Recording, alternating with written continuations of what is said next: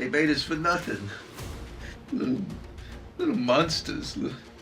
Stupid experiments to be thrown away.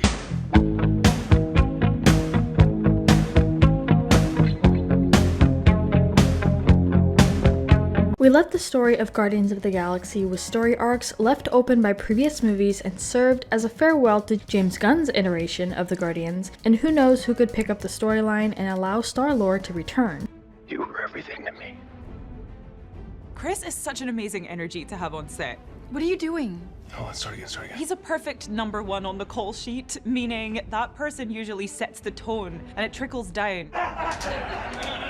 The Guardians go on a mission to save Rocket, discovering the gruesome details of the High Evolutionary's experiments and ultimately defeating him with the help of new allies. Along the way, it's always nice to see these actors and actresses all done up as their characters. Don't look at me like a lost puppy needing a soft place to lie down. I didn't say anything.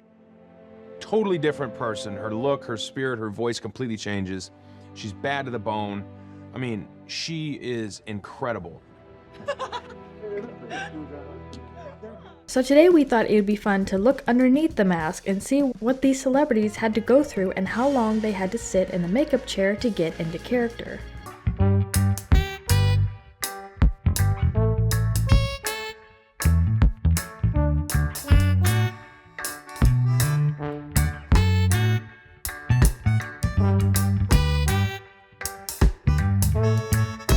But before we get into more of these moments, some trivia for you. What year did the Guardians of the Galaxy project franchise actually start being a project? Leave your guesses in the comments down below and stick around to the end of the video to find out if your answer was correct. Definitely the craziest thing I've had to do for a role is shave my head, and it was for the Nebula character in the Marvel film.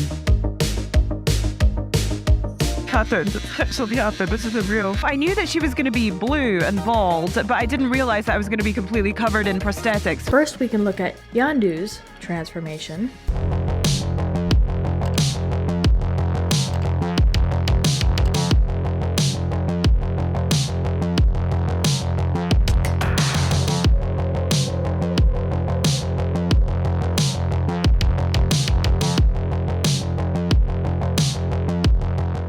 Transforming into Nebula for the Guardians of the Galaxy movies was not a simple process for Karen Gillan. Firstly, the actress had to completely shave her hair, which Gillen has described as one of the weirdest moments of her life. Hey, so I'm about to have my first bit of hair cut off. Oh, it's happening! It's really happening to me!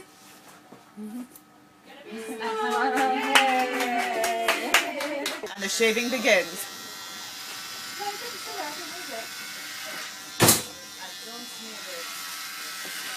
Oh my god. It's happened. It's actually happened. This isn't real. Nothing compares. Your eyelashes. Well, I keep my eyebrows. Voila. Then she had to sit for hours on end while the SFX team turned her into Nebula through a combination of prosthetics and plenty of makeup.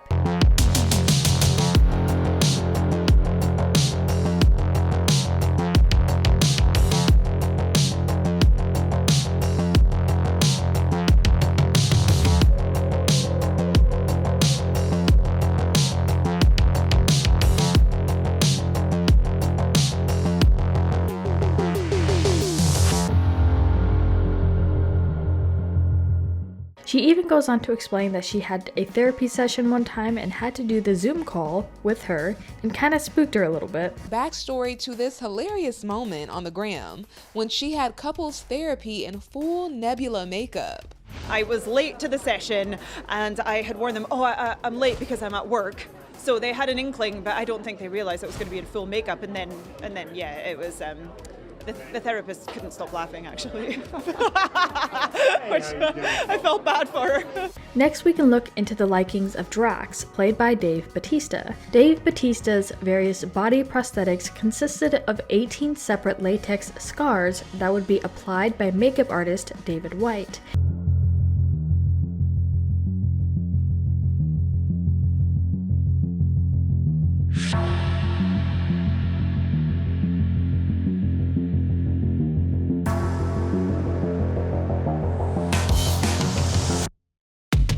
White said that of all the Guardians of the Galaxy actors, Bautista spent the most amount of time on set. At first, his makeup took 5 hours, but the process was eventually streamlined down to 4.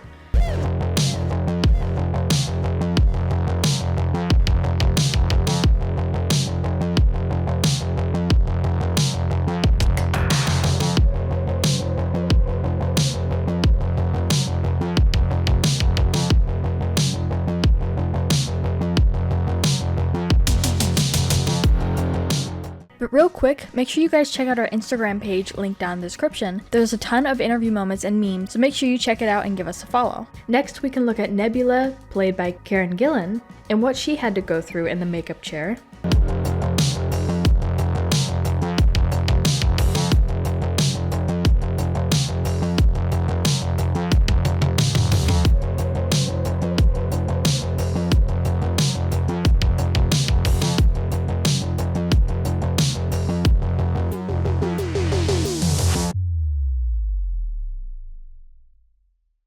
There was one time that Zoe Saldana shared her experience in the makeup chair, which looked rather daunting. Saldana said she used strength training to build up her shoulders and to, in her own words, give length to the torso.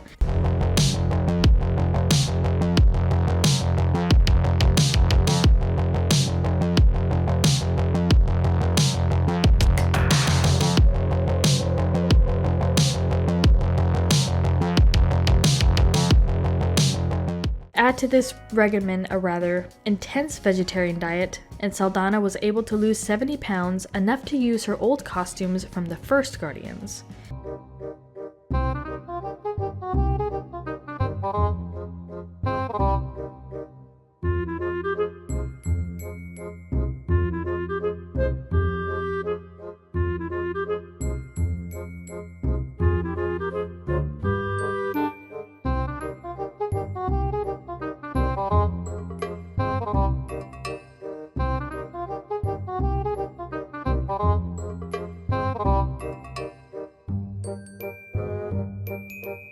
In order to construct the makeup for Gamora, Saldana had to go through the common process of having a mold taken of her entire head, allowing the makeup artist, led also by David White, to accurately construct facial prosthetics for her. I do find this Gamora very exciting, you know, because she's very independent and she's really wild.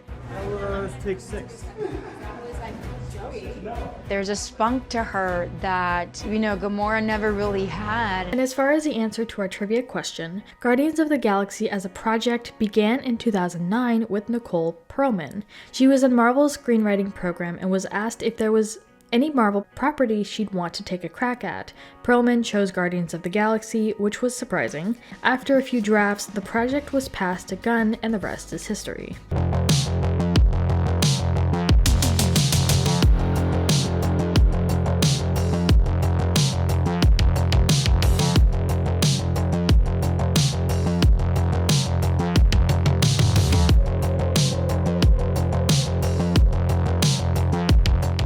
The future of the group seems uncertain, but knowing the ability of Marvel Studios to include cameos and references in their films, the possibilities of seeing some of the characters again seem very likely.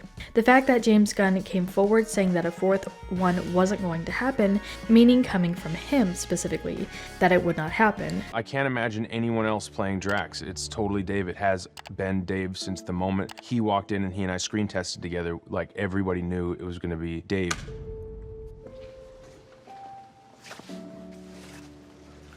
Sad. Just anything, right? If we flow into the dialogue, that's fine? Go in the flow, yeah. There's nothing wrong here. I'm just gonna stand here and growl at you. Okay. Brr. Yeah. Yeah. Looks scary. However, at the same time, it was mentioned multiple times that not only is it possible for Guardians of the Galaxy 4 in one way or another, but it's almost inevitable that Star-Lord will return, even if Gunn has nothing to do with the project. Oh no, is this coming to an end? I think it's coming to an end. It's like, it's hard to, you gotta face it with gratitude and just say, wow, we're just grateful that we get to be here. Will we see more of you in the Marvel Universe? I don't know. I hope so. But if not, you could always just follow me on Instagram. No, I don't know. I don't know. There's no plans for that right now. But we wanted to turn this around to you guys. What are your thoughts on all of this, and what are your hopes for the future of Star-Lord and the rest of the Guardians of the Galaxy? Let us know what your thoughts are in the comments down below. Make sure you're subscribed with notifications on for more videos just like this. That's it for today though. We'll see you all next time with a brand new video. And now it's less of a softer character, for me. It brings a lot of funny moments as well. What she does with this character is so fun, and she has such a sweet innocence about her, but also she can be a sarcastic little shit.